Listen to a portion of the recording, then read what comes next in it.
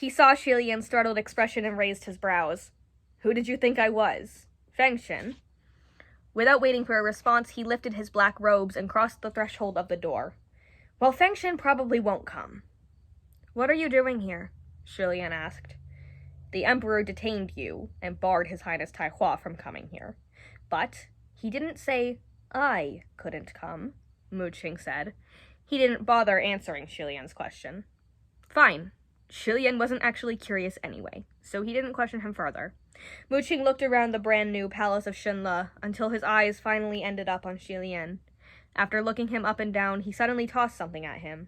A blue blur glinted in the air. Shilian caught it with his left hand, and when he opened his palm, he found a small blue porcelain bottle. It was a bottle of medicine. Mooching said apathetically, It's pretty unsightly, dragging around that bloodied arm. Shilian held the bottle but didn't move. He watched Mooching instead, a calculating expression on his face. Since his third ascension, there could only be one phrase to describe the way Mooching treated him. Passive-aggressive. It always felt like he was waiting for Shilian to get booted for the third time so he could make snide remarks. Yet, now that Shilian might actually get booted that third time, he suddenly became pleasant. He even came specially to deliver medication. This complete reversal in attitude made Shilian feel quite disconcerted. Seeing that Shilian wasn't moving, Mooching gave a faint smile. Use it if you want. Either way, no one else is coming to deliver you anything. It wasn't an insincere smile. It was obvious that he was genuinely in an excellent mood at the moment.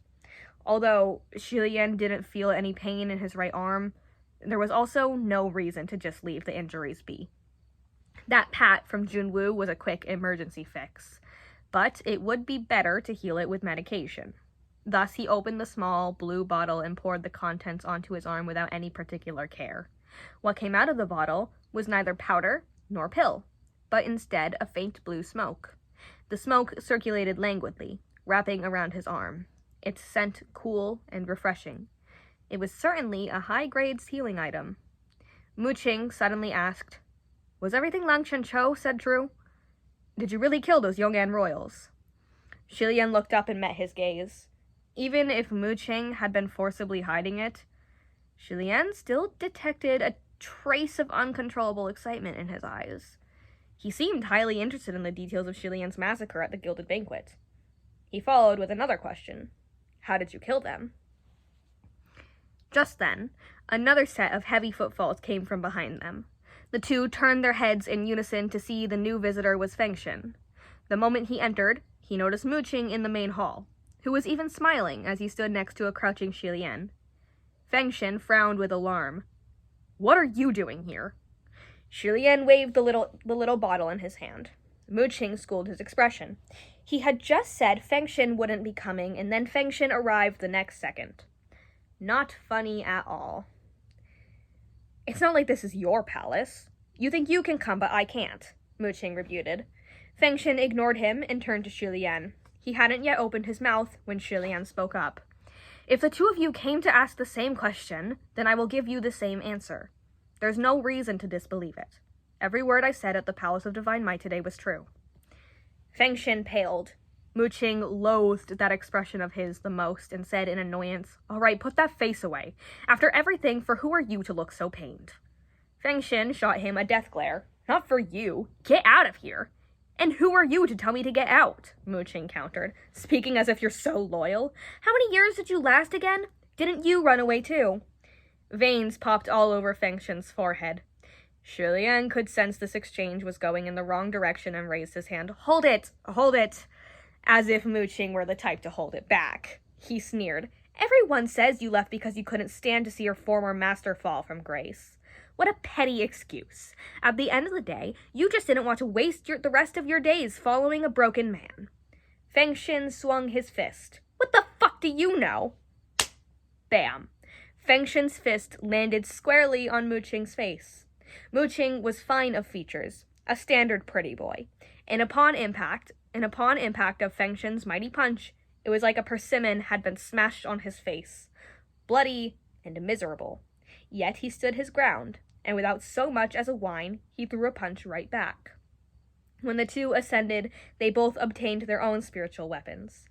And yet when anger overtook their senses, the best tools to release their rage were still their fists and feet.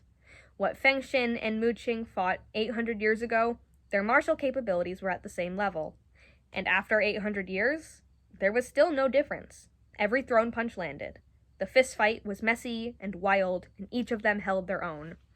Fengxian cried angrily, "Don't think I don't know your nasty thoughts. The more crimes he commits, the happier you become."